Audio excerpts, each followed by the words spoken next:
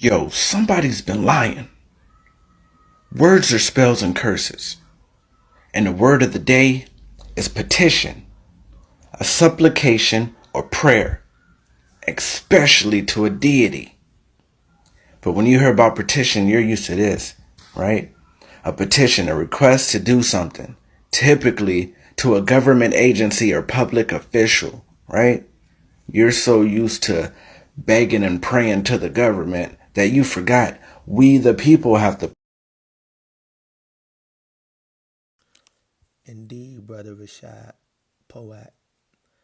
Everybody check out his book. That book is magnificent. I can't say that I bought it myself, but I join his lives, and what he reads to the live is very fascinating. And I will give me a copy because, you know, it's never enough knowledge that, you can obtain. So definitely going to check out that book. But indeed, we the people have the power to petition, make supplications to Yahweh that we may fulfill our covenant promise in Leviticus 26 to confess our iniquities in the land of our captivity, that it may turn the heart towards us, the children of Yasharallah, the color copper people that resides in the lands that are now belonging to our oppressors who have dominion, and they refuse to give these dominions up that belongs to Yahweh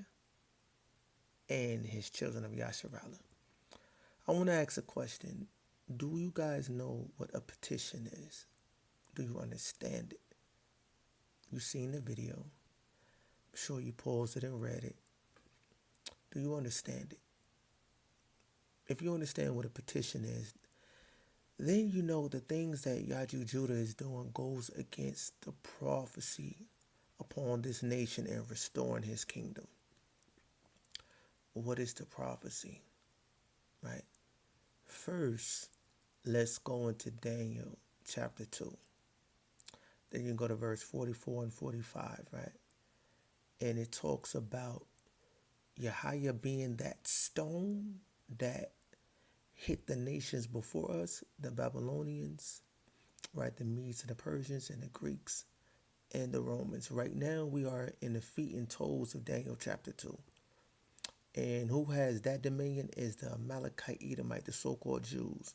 I'm talking about the bankers, the Rockefellers, the Rothschilds, them boys, the elite, Illuminati's, right? Talking about them.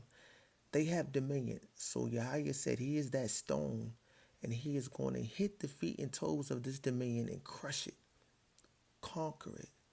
And during the time of that dominion, Yahweh is going to return and restore his kingdom that shall live forever. And his word and his kingdom shall sprout out like mountains, right? It shall spread like mountains, so that it covers the earth, so all people will know Yahweh, will know his law, know his people. You know, that is part of the prophecy. Yahweh doing it himself. No petition, no asking, no requesting, no going through any form of government pleading and begging and trying to convince them that he is Yahweh or you are the Wadah of David. That's just not prophecy. Also, we are living in the times of Jacob's trouble or Yeshurun's trouble, right? That's Jeremiah chapter 30.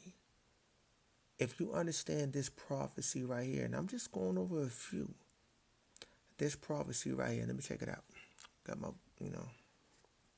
book right here. It says, but I'm going to start at verse 8. It says, for it shall come to pass in that day, says YAHJEH of hosts, that I will break his yoke from off your neck, the yoke of the Amalekite Edomites, the bankers, the so-called Jews, Rothschilds, Rockefellers, them boys, right? The Zionists. I will break off his yoke from off our neck and will burst your bonds, right? Then he says, and strangers shall no more enslave the children of Yasharala, right? Because we are under physical, mental, and spiritual bondage, right? We have not let go of the way of the heathen. Still, we are into idolatry, right? So Yahweh says he's going to just burst them bonds off of us. Them restrictions that we have upon us, he's going to take it away. I'm going to return unto him, like Deuteronomy chapter 30 says, 1 through 4. Then verse 9 says, now when it's dealing with a David-like figure, it says, but they shall serve Yahjew, their power, and Dawada, David, their prince, whom I will raise up to them. Now I brought this out because he speaks about this seed of David being risen up among his people. That is prophecy. But this seed of David is not the one bringing judgment. It is Yahjew bringing judgment.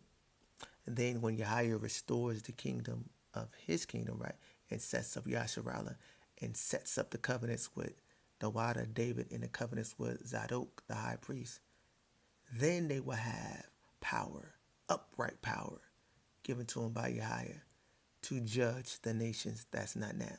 So we're not in that time. We're in the time of Yahjew doing the judging, anointing and restoring order in the earth. That's why you see the hurricanes. That's why you see the economy. That's why you see the world feeling the way it's feeling today.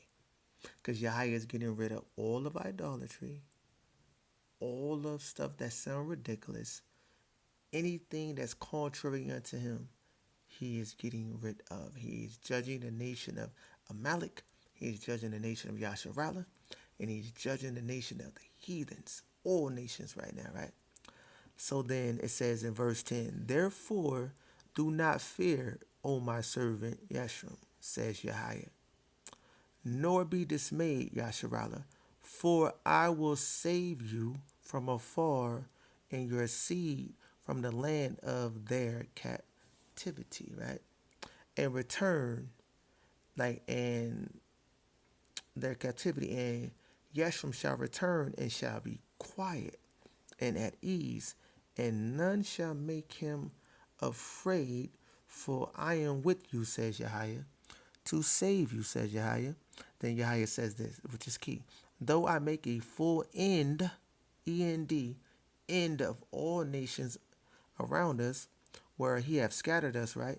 But he said, I will not make a full end of you, children of Yasharala, right? For he will correct us, judge us, punish us in measures, for he will not fully purge us out.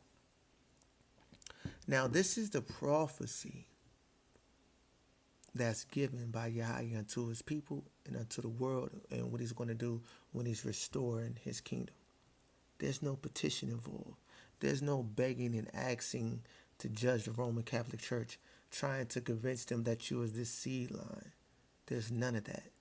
Because if we are given true petition, which is supplication, that's prayers. That's Hosea chapter 14, verse 1 and 2.